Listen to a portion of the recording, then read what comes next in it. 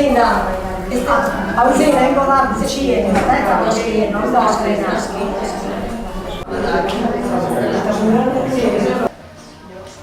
Eta bestek ez dakitea ez gara ziketa ez dakitea. Lehenengoa, bigarrena edo hirugarrena. Lehenengoa da ura. Bigarrena edo hirugarrena.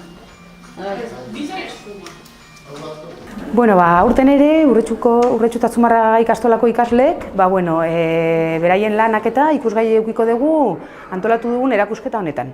Aurten ere, iaz bezala, eskola agenda 21ko gaia hartu dugu ardaz bezala, eta aurten lurzorua gaia landu dugu, eta hemen pixkat ikusi daitekena da, lanketa egin ondoren, ateratako ondorioak eta pixkat beraien lanaren islada, ez?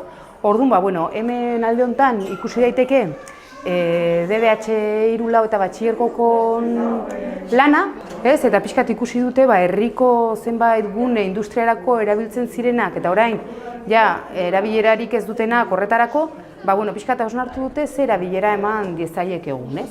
Eta pixkat hor dare ikusita suntsitutako espazio horiek, ez? Pixkat aurrerago hemen, haurreskuntzako ikasleen lana edo ikusi dezakegu, eta beraiek batez ere esperimentatu dute, ez, lur mota desberdinekin, pixkat oinutsi jarrita ze sentitzen den, ez?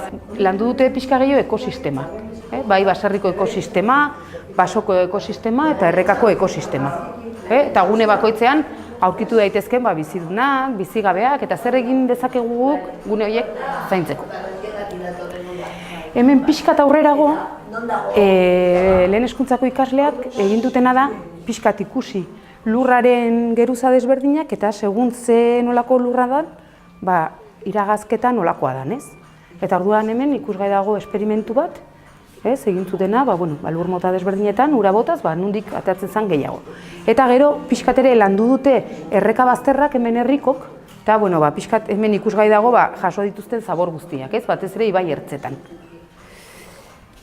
Hemen aurrerago, ez, pixkat gehiago ikusi dutena da, gure herrigunea edo, ez, nola dago osatuta, ez?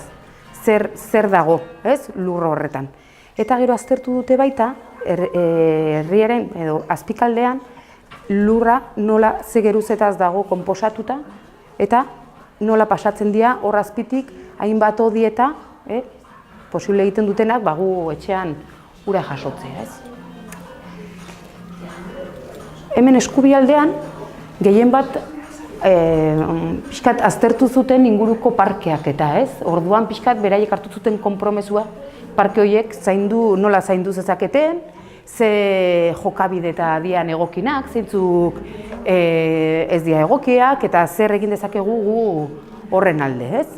Eta baita ere ikastola inguruko parke baten, hainbat kartel jarri dituzte, hainbat arauekin. Eta hemen, batez ere landa eremuak eta aztertu dituzte, inguruko baserritarrekin elkarrizketak egin zituzten, eta pixkat hemen inguru honetan ze landatzen den, ze nolako lurra daukagu landaketarako, eta pixkat ze tresneria eta erabiltzen den. Baserria ezagutzen ez duten ikaslek eta nahiko arrotza egiten zaizkie, tresneria eta. Eta ja gero pixka bukatzeko, zegoen beste batxillergoan pixkat bertatik bertara egitasmoa aztertu zuten, eta konturatu zian, naiz eta berrian oso presente dagoen eta hainbat ekintzetan, oraindik asko ez dakitela bertatik bertara zer dan, ze egitasmo dan hori. Ordu nahi izan dugu hemen ere jarri, islada hori jendeak ere ezagutzeko eta ikaslek ere ezagutzeko zer dan.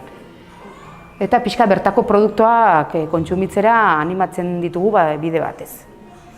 Eta pixka hau da, erakusketa honetan ikusi daitekena, erakusketa ekainaren batetik 11ra egongo da zabalik, astelehenetik ostiralera 5:00-etatik 8:30, eta larun bat eta jai egunetan goiz eta txaldez. Eta etortzea animatzen zaituztegu. Landaren lurra, naizak zaila eta ura, ezago izura.